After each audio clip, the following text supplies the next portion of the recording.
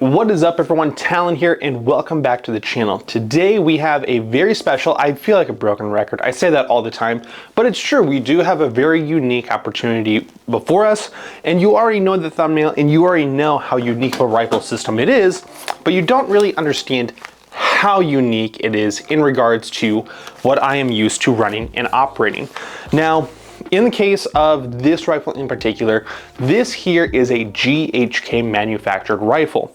Some of what I personally utilize the most of is a little known company called KWA.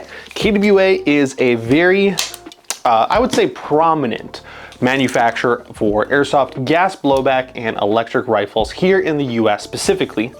It is relatively difficult to get a GHK version or variant here in the US. Now, luckily enough, knowing some certain individuals and just asking around, knowing what people has, I was able to get this on loan to us from a friend of the channel. So first and foremost, we do need to thank today's sponsor, MC Kydex. As usual, he is the one that is making a lot of the Kydex accessories that you see on my kit, not only from our holsters, but also our radio communication carriers, as well as M4 AR or pistol magazine carriers as well. So utilize promo code Talon_Meyer at checkout in order to get 15% off of your order today, and go check his website out, linked down in the description below, Talon_Meyer.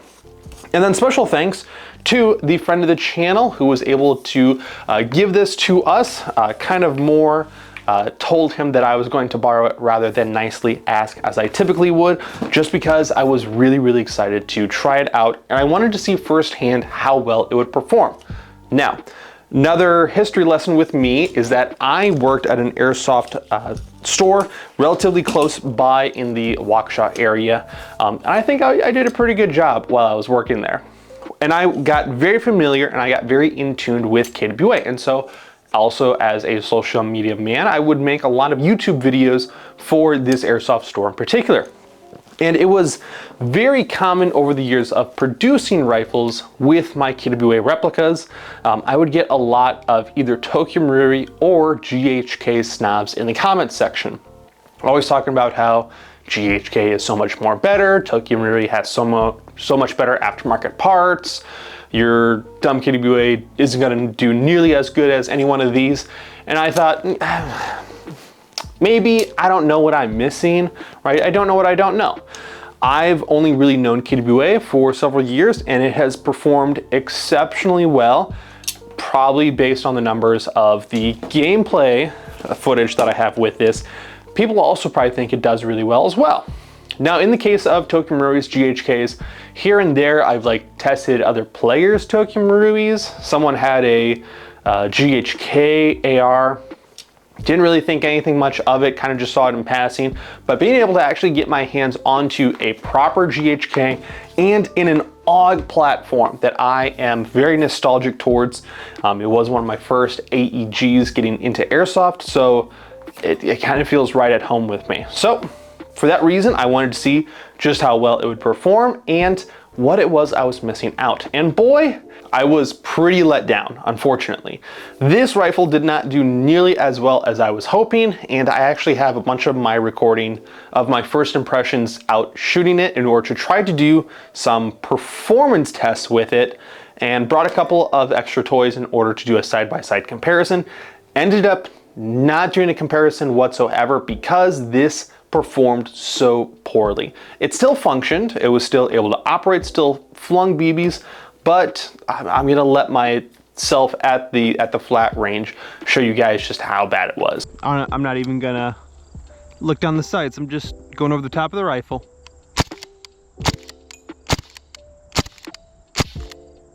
Okay, well that was a problematic magazine anyway. 1 out of 5 shots hit. Let's grab the next one. Let's load some BBs in this one. These are .20s as well, so it's not like we're putting too much weight behind the BBs.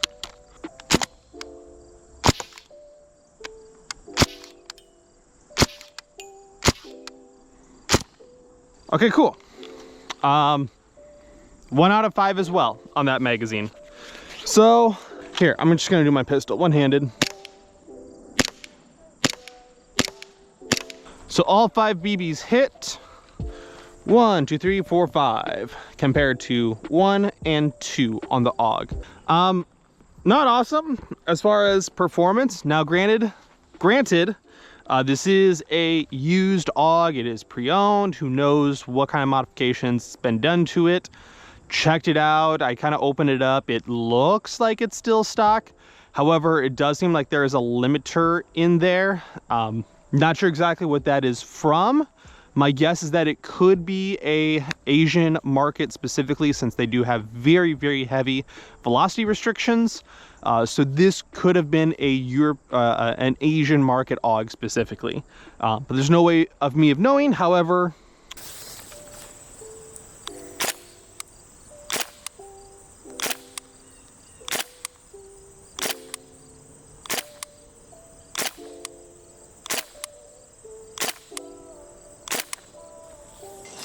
now with the magazines, while I'm filling them up, you need to have your green gas canister filled downwards so that all of the liquid green gas can fill into the magazine, and that pool of liquid comes towards the bottom and then can turn into its gaseous form.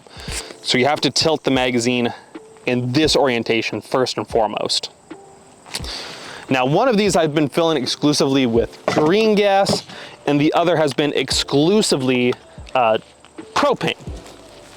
So you can utilize the camping propane stoves here in order to get some gas or some propellant into your magazines. It stinks really, really, really bad. Green gas has the silicone oil mixed into it and an anti-odor chemical. So what I'm gonna do, while we have a functioning rifle, maybe not a performing rifle, but while we have something that functions, what we're going to do is we're going to go over how it functions. So one of the cool things is, because of the bullpup, it is intended to have a little bit more accuracy and consistency, because it's kind of hiding the amount of barrel length that it has available to it. So this here is a 20-inch barrel. This here is a 14.5-inch inner barrel. So notice how even with a shorter barrel, the entire body of this rifle, this Mark 18, exceeds that of the AUG or any other typical bullpup system. So we're gaining more performance and more capability in a more maneuverable system is what the intention is. Now, in the case of the AUG here, the A2 variant that we have at our disposal, it does have a lot of features that make it very, very limited as far as overall ergonomics and accessories. So one of the biggest thing is the extreme lack of Picatinny rail space. So we have here our folding grip, which I'm gonna mess around with. Now, what I'm gonna do is, with the sling on, I'm gonna do a 1 reload 1, so a 1R1. So we have our safe, semi, and full auto selector. I'm gonna sit here on semi, so I'm not gonna try to get it off of, you know what, we'll do safe, semi, fire, reload. Let's do that. Okay.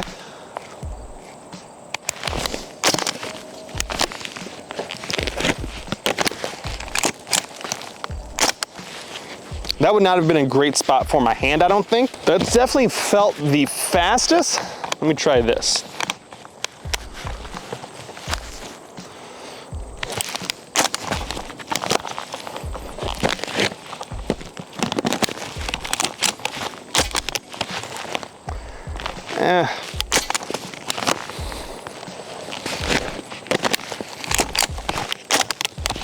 Let me do a double tap in there, right?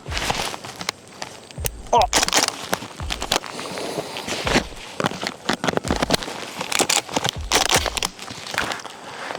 Okay, all right. All right, let's do it with the sling off now. One thing that I noticed is that with the sling on, like over me, it's harder to get access to that charging handle. I'm having to dig under the sling in order to grab at that charging handle to rock it back, imitating loading another round. So let's go here again. Oh, that was on full auto by accident. I'm just gonna grab the magazine from my dump pouch. Already so much easier.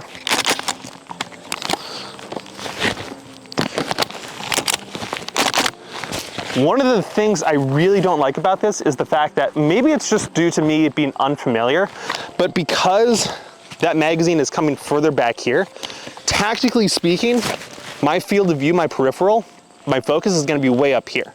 But because my magazine magwell is back here towards my body, I'm having to take my focus off of what's happening up here in order to bring it here, in order to get my magazine reloaded.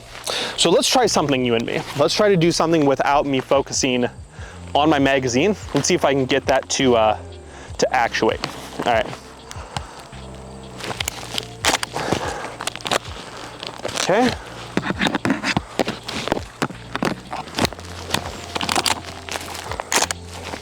I wasn't super confident in the spot. And maybe it's something that's just second nature.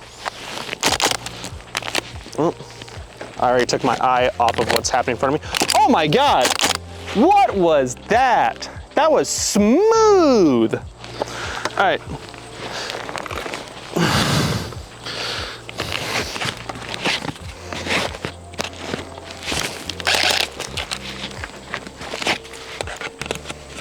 Now I'm unfamiliar. Now I wanna come back further with it.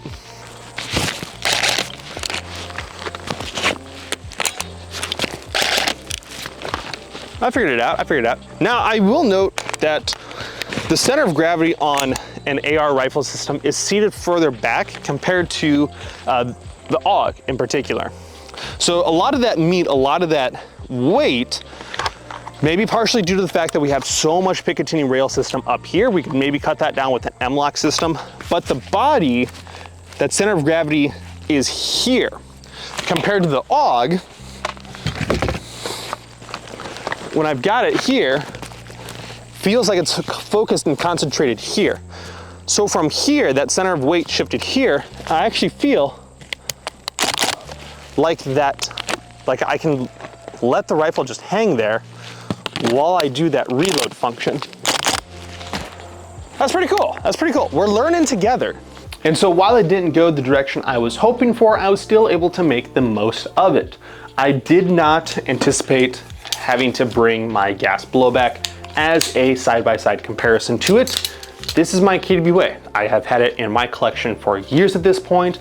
I've made a video about talking about how broken and beaten up she is, and she is still a trooper and she still works and operates. So let's do a side-by-side testing.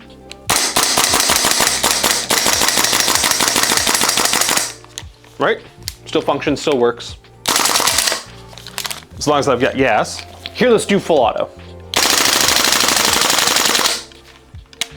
Does full auto and semi-automatic very, very, very well. Works, operates, does all the things that it's supposed to do. It performs really well, shoots around 330 feet per second, 200 feet per second more than the AUG was able to do at testing. So I gave it the excuse it could have been like an Asian model, which has a very strong 1 joule limitation. However, it was still shooting significantly lower than that 1 joule mark.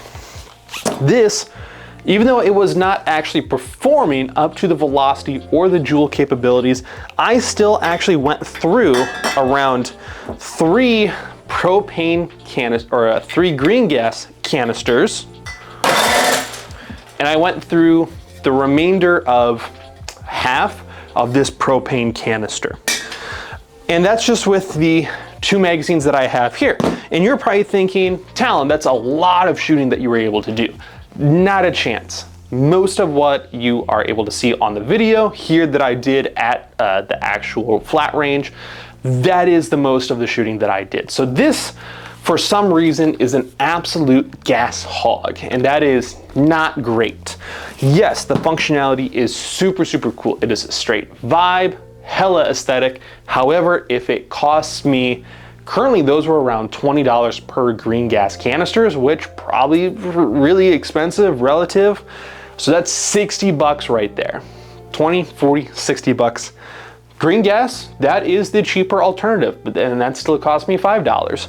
So right now I'm $65 in the hole, not counting BBs, but those are also a fraction of a penny of a piece, so I don't count that as an innate loss. That also means whenever I do get my hands on the KWA FS90 or F90 whatever their gas blowback AUG is coming out, I want to be able to get one and do a side-by-side comparison with the footage that I have backlogged of the GHK AUG. As far as the physical issues and limitations of the A2 are just due to the innate design of the A2 in particular. There are some workarounds. They are by no means awesome. I believe I mentioned it in my video, but I'm happy to go over it again. This here is a 20-inch barrel. In terms of gas blowback design, this is going to give us the most amount of capabilities and functionalities, and the fact that we lost a lot of performance, not super awesome with a 20-inch barrel.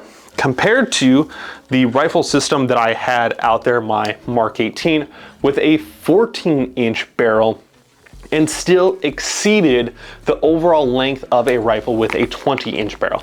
That purpose of the bullpup is going to give us, with a longer barrel, more accuracy and more consistency at greater distance, give us better capabilities with that gas efficiency, as well as give us an overall shorter rifle platform that we will be able to handle and maneuver with better ease.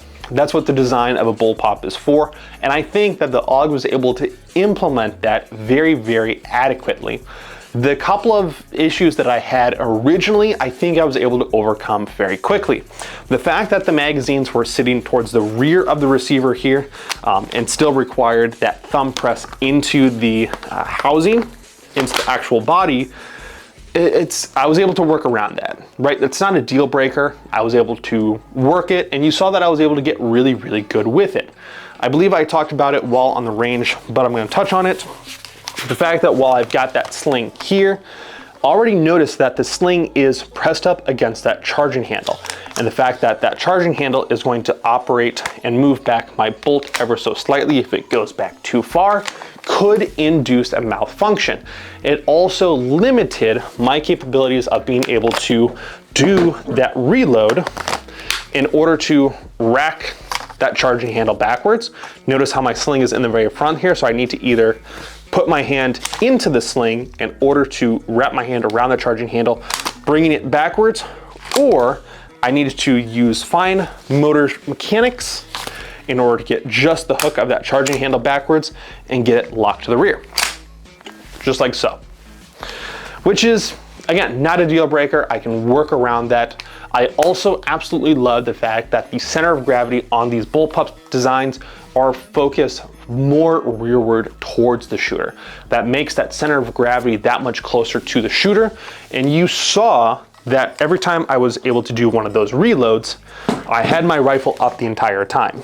Compared to even my shorter rifle systems, like my gas blowback, KWA duty rifle design, where I have my rifle here, shot, I typically will bring the rifle in order to do any type of mag manipulation. Part of that is due to the fact that these magazines are incredibly heavy, actually heavier compared to the AUG magazines. So the fact that these heavier magazines, again, create that center of gravity shift closer towards me or farther away from me, that I then compensate by bringing towards me for that reload process. You know, AUG or bullpup designs make that so much easier. Now this one in particular as well, this AUG is a polymer receiver housing. So that means that it cuts down on weight significantly. Part of that I mentioned was due to the fact that we're missing a lot of rail system along the entire length of the barrel, contrary to our Mark 18 rifle design, which has all of the Picatinny length. Picatinny does allow for the most amount of durability and reliability, as well as ease of mounting your equipment wherever you want on the fly. I shouldn't say on the fly, but with as little time needing to change accessories around. But that also absolutely weighs it down immensely. We could cut this down very, very much with a M-LOK rail system. However, certain M-LOK designs that KWA is implementing as well, such as with the T10, are still very, very beefy boys.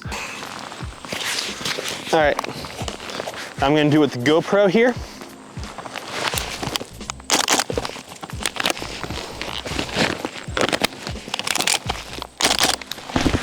You know, maybe I just gotta stop looking.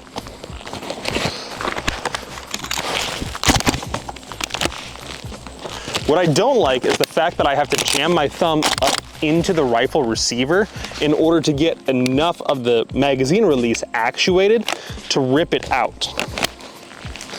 I'm not a fan of that.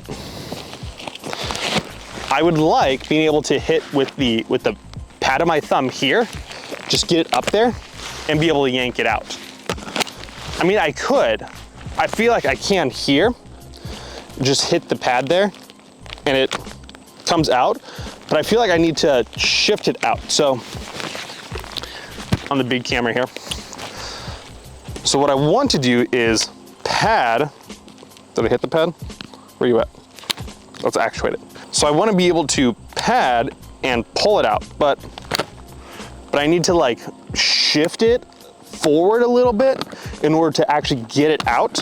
So what I'm having to do is jam my thumb directly upwards in order to get it to come out smoothly. That may be something that's just with this rifle, but it's something that I'm already noticing. So let's do this. I'm a huge fan of being able to have ambidextrous controls, and the AUG, for the most case, is ambidextrous. The one thing that gives it away is the fact that they have a rubber patch right here. So if we look top down, we have two cuts on the upper part of the receiver here. So we have a part that's covered and one that's uncovered. So this would be our brass ejection. In the case of this airsoft variant, it's going to eject a lot of that green gas in a big cloud of smoke. So we want to be able to cover our face so we don't get a lot of that gas. If we were maybe a left-handed shooter, we could take that rubber patch, place it on that spot there, protects us from the gas, like so. And it also is going to protect any type of beard wearers. So notice how close I am here. So here I can see everything. But if I come in just a little bit more, this is pretty comfortable. I can move my cheek up and down just a little bit and be able to see everything really clearly. But notice how close my cheek is to this ejection port right here. So we definitely want to have that brass going that direction and not directly up and into my chin, like so. You get me? So, rubber patch on the gas blowback goes right there. But let's say that we were going from right-handed and shooting left-handed, because that's something that I like to do in CQB. So let's do this. Woof. I definitely got that gas right to the face.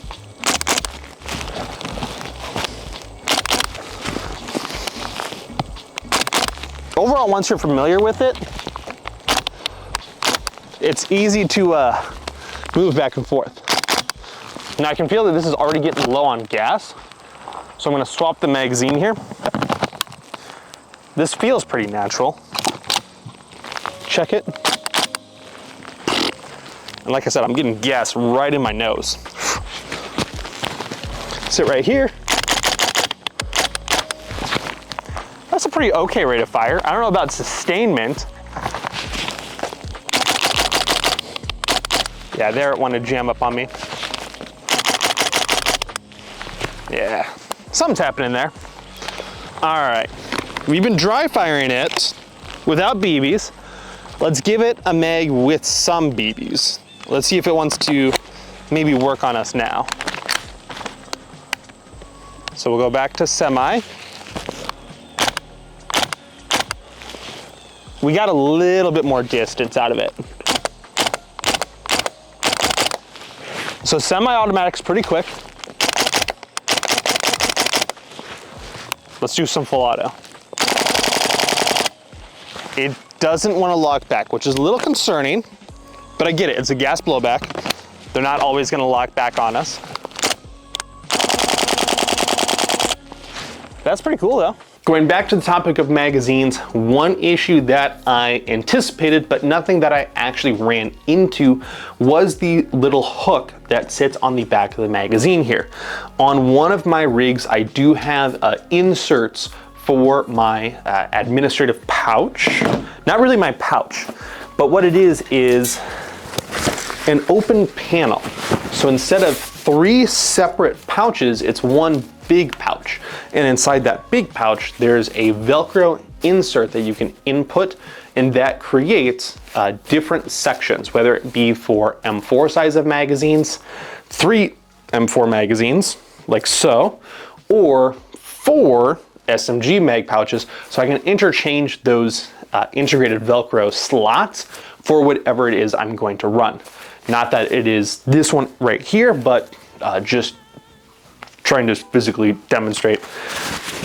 The point being that with those Velcro inserts, they don't reach all the way to the bottom of that larger pouch system.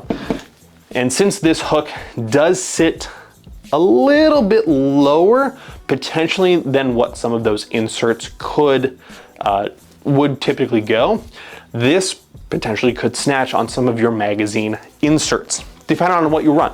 In the case of what I had, the LBX bungee inserts, actually the exact same as what I had here. It wasn't this chest rig, but it was the same design. So this one was super, super easy. I think in passing, I did run into a issue if you went too far one direction, it would snag, but you know, you saw me pull this very, very quickly, very easily, without any type of issue. I'm just saying, potentially that could be an issue. What I experienced with you guys was not an issue.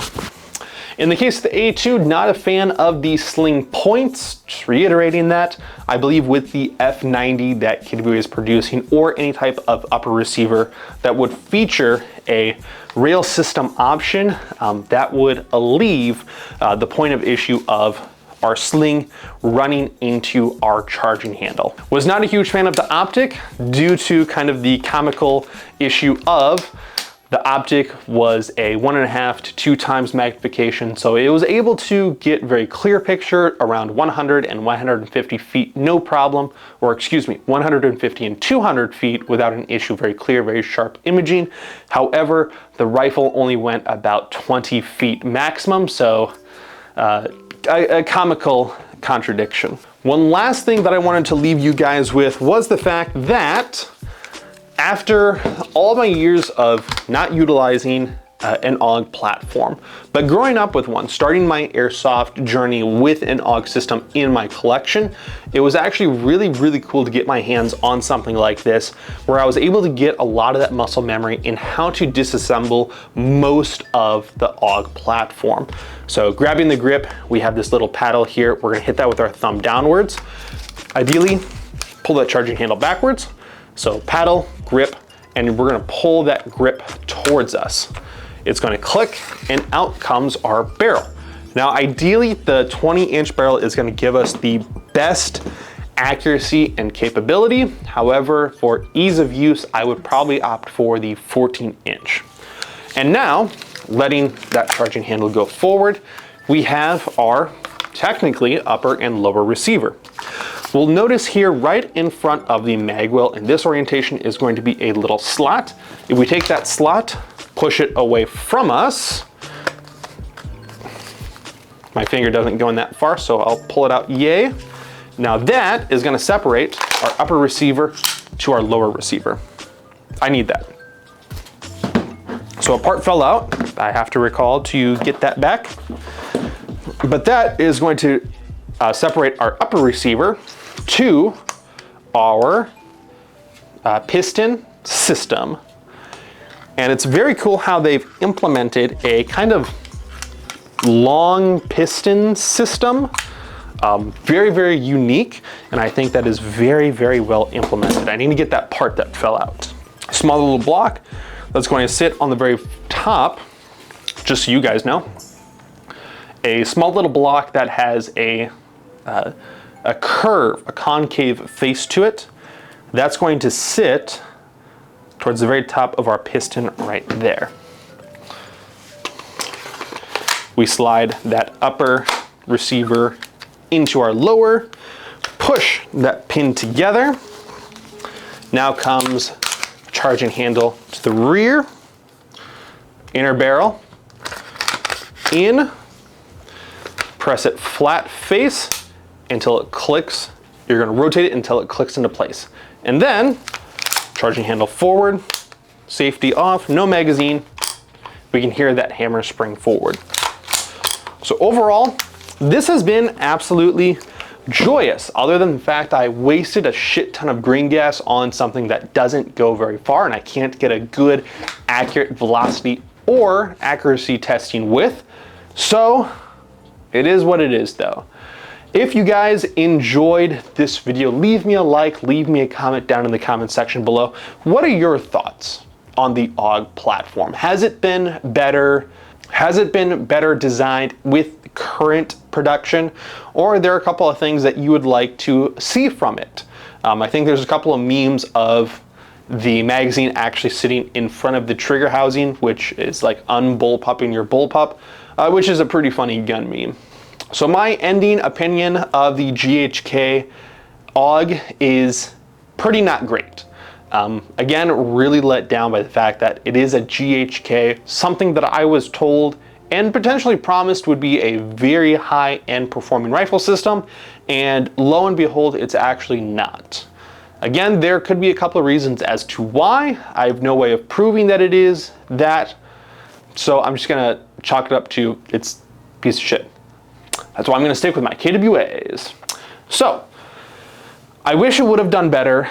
I really am going to get my hands on the F90 that KWA is producing, and I will be able to give you a very good and accurate performance test, as well as a very thorough do-over with that rifle. And I'm really excited to do kind of a comparison from the GHK A2 variant to the F90 that KWA is producing, and what the differences are going to be, both in price point as well as in actual performance. So, without further ado, let me know down in the comment section below what you think. Once again, I have nothing else for you guys. So you guys take care, stay safe, stay positive, and I'll see you guys in the next one. Take care.